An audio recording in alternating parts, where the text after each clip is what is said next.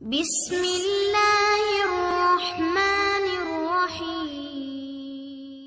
شیعوں کا انہوں نے حقیقت میں دین پر تیشہ چلایا اور ہمیشہ پوری تاریخ بھری پڑی ہے کہ انہوں نے اسلام کو نقصان پہنچایا۔ میں آپ سے صاف کہتا ہوں آج کے اس دور میں جب کہ بعض مسلمان غلط فہمی کا شکار ہیں، کسی ملک نے حملہ کر دیا اور ہمارے دشمن کو نقصان پہنچایا، ہمیں خوشی ہے اس پر۔ وہ کوئی حملہ کرتا، کوئی دشمن ہوتا اور وہ بھی حملہ کرتا، اگر وہ حملہ کرنے والا اسپین ہوتا یا فرانس ہوتا یا جاپان ہوتا، کوئی ہوتا، ہم خوش ہوتے کہ اس نے ایک ظالم پر حملہ کیا، اس کو نقصان پہنچایا۔ لیکن یاد رکھیے اگر حملہ کرنے والا اپنے عقائد کے ساتھ، ان اپنی بدعقیدیوں کے ساتھ موجود ہے جس کی تاریخ گواہ ہے، اس کے بعد خدا نخواستہ ہم ان کو اپنا مقتدی سمجھیں، اپنا رہبر سمجھیں، اپنا قائد سمجھیں تو اللہ ہی حافظ ہے ہمارے ایمان کا۔ اسی کی وہ لوگ ہیں جو صحابہ کو برا بھلا کہنے والے اور ان کے جو عقائد ہیں تقیے کو یہ اپنے اللہ سے قرب کا بہت بڑا ذریعہ سمجھتے ہیں۔ جھوٹ بولنا ان کے مذہب میں شامل، اور ہمیشہ اسلام کو نقصان پہنچایا انہوں نے۔ اور میں سیاسی طور پر بھی کہہ سکتا ہوں کہ شام میں 5 لاکھ لوگوں کا قتل کس نے کیا؟ یہ یہی لوگ ہیں جو آج دعویٰ کر رہے ہیں کہ انہوں نے ایک بڑے ظالم پر حملہ کیا۔ وہ حملہ کیوں کیا؟ اس ظالم نے ان پر حملہ کیا تو انہوں نے ظالم پر حملہ کیا،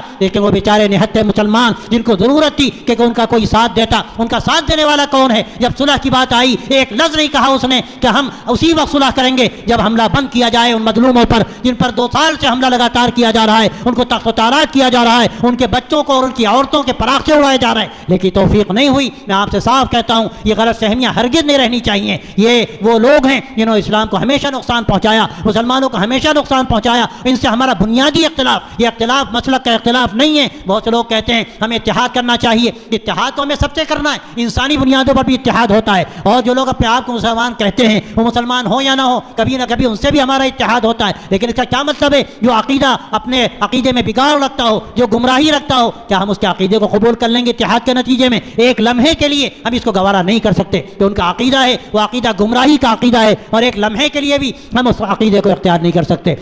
اس لیے میں آپ سے صاف کہنا چاہتا ہوں کہ ان جلسوں سے آپ کو اپنے ذہن و دماغ کو صاف کر لینا چاہیے۔ آپ کو یہ نہیں سمجھنا چاہیے کہ کوئی ہمارا بڑا کوئی قائد ہو گیا، بڑی بڑی تصویریں لگائی جا رہی ہیں اور مجھے معلوم ہوا کہ سنی یہ کام کر رہے ہیں کہ وہ تصویریں لگا رہے ہیں، یہ تو عین حرام چیز ہے، نامناسب چیز ہے۔ اور پھر ایسے شخص کی تصویر لگانا جو تقیے کا قائل ہو، جو سب صحابہ کا قائل ہو، جو شرک میں مبتلا ہو، وہ اپنی جبہ و دفتار سے کچھ بھی دکھائے، لیکن یاد رکھیے جب تک کہ اللہ کے نبی صلی اللہ علیہ وسلم سے سچی وفاداری کا دم نہ بھرے، اور جب تک حضرات شیخین کی افضلیت کا کوئی قائل نہ ہو، حضرات صحابہ رضی اللہ تعالی عنہم کی عظمت و محبت اس کے دل میں نہ ہو، جب تک حضرات اہل بیت کی محبت و عظمت اس کے دل کے اندر نہ ہو، اس وقت تک کوئی سچا صاحب ایمان نہیں